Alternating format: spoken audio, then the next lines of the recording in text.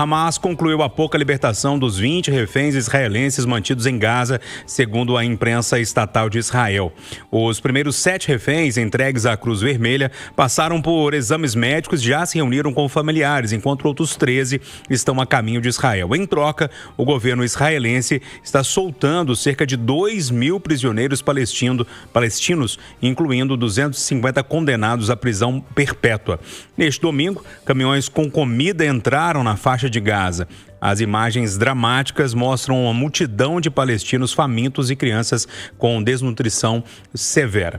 A ofensiva israelense deixou mais de 67 mil palestinos mortos, de acordo com o Ministério da Saúde de Gaza, que é bom frisar, controlado pelo Hamas. Edilene Lopes, vou começar com você, até porque você esteve há pouco tempo no Oriente Médio, acompanhou tudo, inclusive preparando aí uma série de reportagens sobre esse assunto. É um dia de se comemorar, ou não? Bom dia. Bom dia, Júnior. Bom dia aos amigos debatedores. Bom dia aos ouvintes da Itatiaia. É um dia para se comemorar, mas é importante lembrar que esse não é o fim do conflito entre o Hamas e Israel e entre outros grupos extremistas e Israel. E a criação de um Estado palestino também não acaba com esse conflito, porque a reivindicação dos palestinos é justamente a terra onde eles estavam quando foi criado o Estado de Israel, ou seja, há uma briga por ocupação do mesmo espaço.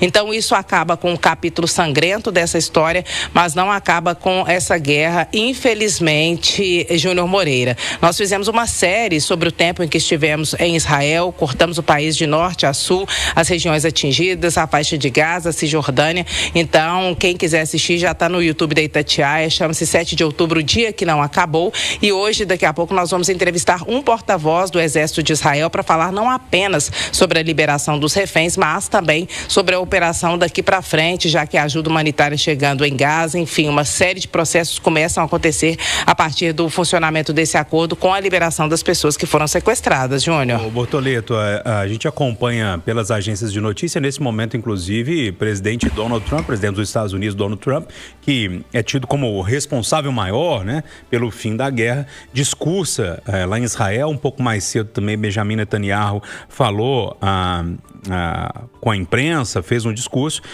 acho que eu posso recortar da fala dele, entramos em tempos de paz.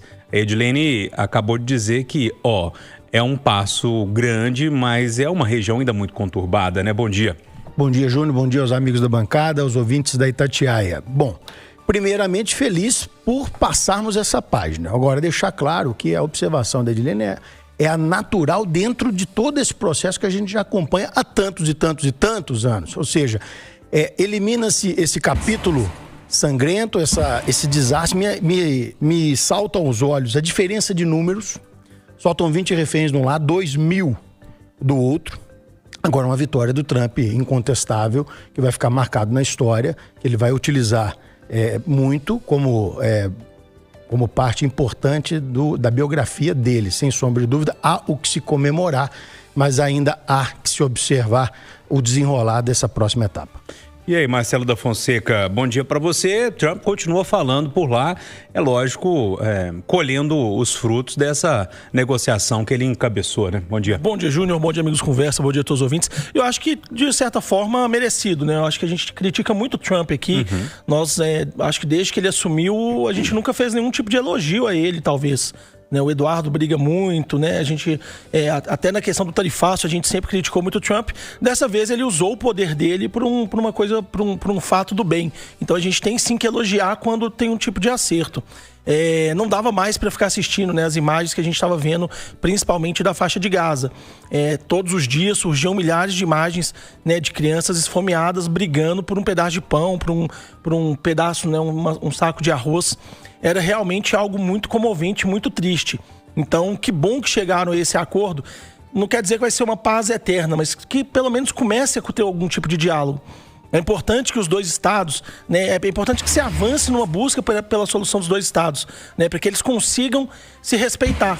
É importante que, independente do grupo que represente a Palestina, respeite o direito de Israel de existir, né? A gente precisa sempre lembrar que o Hamas, um dos princípios do Hamas era que o Estado de Israel não deveria existir. Então não tem como ter um diálogo com um grupo assim.